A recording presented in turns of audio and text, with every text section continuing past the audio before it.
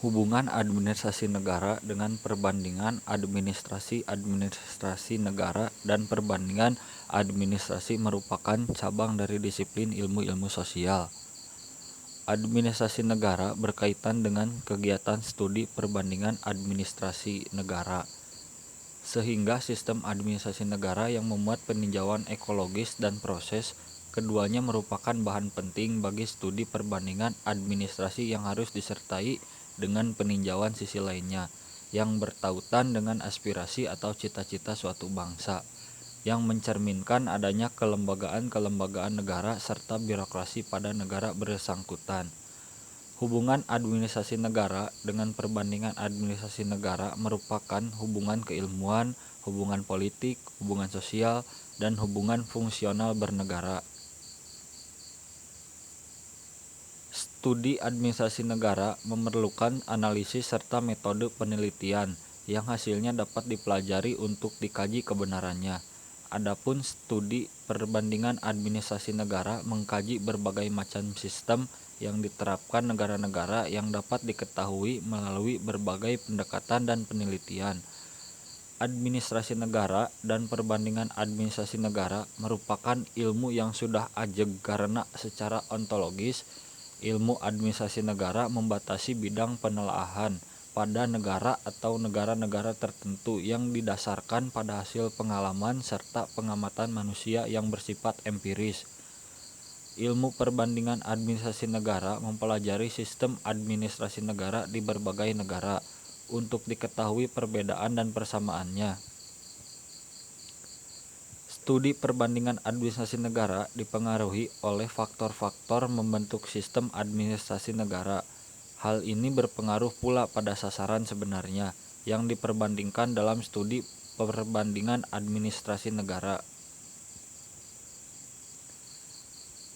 Menurut James D. Thomson, dalam studi administrasi negara dikenal dua aliran berikut. 1. Bertitik tolak pada variasi atau perbedaan-perbedaan yang ada pada bidang administrasi. Menurut asumsinya, setiap bidang administrasi disusun berdasarkan 1.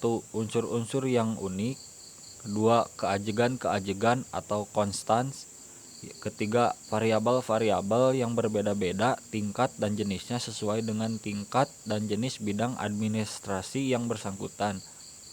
Keempat, timbulnya perbedaan berbagai bidang administrasi disebabkan oleh adanya perbedaan tingkat dan jenis lapangan atau bidang administrasi yang satu dan yang lainnya. Dengan demikian, aliran ini berkembang kurikulum dan program risetnya di bidang administrasi. 1. Aliran kedua menolak pendirian aliran pertama. Aliran ini bertitik tolak pada kesamaan-kesamaan yang terdapat pada fenomena yang dipelajari. Asumsi yang dikemukakan bahwa administrasi dasarnya adalah fenomena-fenomena yang sama. Maksudnya, pada konteks manapun, administrasi tetap administrasi. Selanjutnya, berdasarkan asumsi masing-masing, kedua aliran tersebut mengembangkan model dan teori administrasi, manajemen, organisasi, pengambilan keputusan atau decision making, komunikasi, dan lain-lain. Dalam hubungan ini, tampak bahwa pendekatan komparatif merupakan jalan yang memungkinkan untuk menjernihkan pertentangan pendapat kedua aliran tersebut. Pada konteks pertama, studi yang diperbandingkan sama atau tidak ada perbedaannya sama sekali, atau sama sekali berbeda satu dan yang lainnya. Perbandingan ini tidak perlu diadakan. Dengan demikian, fenomena yang dapat diperbandingkan adalah fenomena yang memiliki kesamaan dan perbedaan-perbedaan. Apabila fenomena komparabel tersebut diperbandingkan, hasil yang dicapai ada dua kemungkinan, yaitu yang pertama kesamaan yang menonjol, yang kedua perbedaan yang menonjol.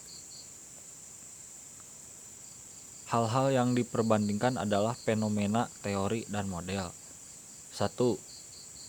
Studi perbandingan fenomena. Studi mengenai fenomena yang dapat diperbandingkan yaitu fenomena yang memiliki kesamaan dan perbedaan. Studi perbandingan ini prinsipnya berusaha memperoleh kejelasan mengenai variasi dari fenomena yang dipelajari, lingkup variasi atau tingkat keragaman dari variabel-variabel itu, dampak yang timbul karena adanya variasi itu. Fenomena yang akan diperbandingkan tidak hanya dalam batas-batas nasional kultural, tetapi juga di luar batas-batas itu. Oleh karena itu, studi administrasi negara perbandingan pun melampaui batas-batas nasional kultural, karena tujuannya merumuskan teori yang valid secara universal. Dengan demikian, administrasi negara perbandingan dapat dikatakan mempelajari perbandingan silang kebudayaan atau cross-cultural atau studi silang antar negara nasional yang disebut cross nasional. 2. Perbandingan dengan mempergunakan model atau teori. Dalam studi perbandingan administrasi negara terdapat dua hal yang perlu diperhatikan, yaitu pertama, proses administrasi, yang kedua, hubungan ilmu administrasi dengan prinsip disiplin ilmu lainnya. Menurut James D. Thomson, administrasi dibatasi berdasarkan hal-hal yang dilakukan, berdasarkan fungsi-fungsi yang benar-benar dilakukan dalam persyaratan yang dapat memberikan kepuasan. Oleh karena itu, perlu dipahami pola-pola tindakan administrasi atau administrative action dan mengungkapkan hubungan antara pola-pola tindakan administrasi dengan fungsi-fungsi administrasi. Studi perbandingan administrasi mengungkapkan keadaan atau akibat yang timbul karena adanya hubungan dengan pola-pola tindakan administrasi tertentu, serta mempelajari proses-proses administrasi. Berkaitan dengan batas administrasi, terdapat hal pokok yang perlu diperhatikan yang berkaitan dengan 1. Patterns sequences of behavior atau pola urutan perilaku yang berusaha melahirkan, mempertahankan atau mengurangi struktur organisasi dan membentuk suatu proses administrasi. Kedua, susunan perilaku yang berhubungan dengan usaha untuk membentuk, mempertahankan atau melemahkan tujuan-tujuan organisasi, juga membentuk suatu proses administrasi. Ketiga, pola urutan perilaku yang berusaha mengadakan atau menolak pola-pola interaksi dengan lingkungan yang relevan dalam membentuk proses administrasi.